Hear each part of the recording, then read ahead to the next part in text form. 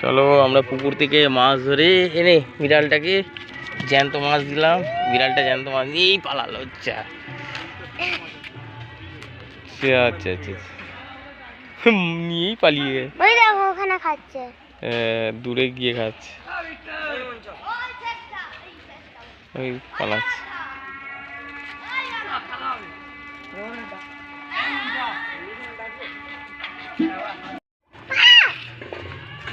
এই পুকুর থেকে মাছ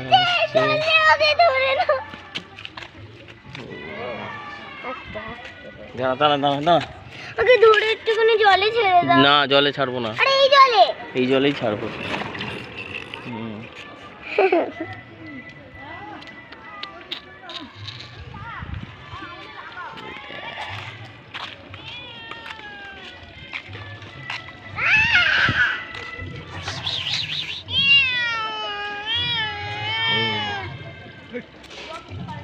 পালালি কেন দেখো?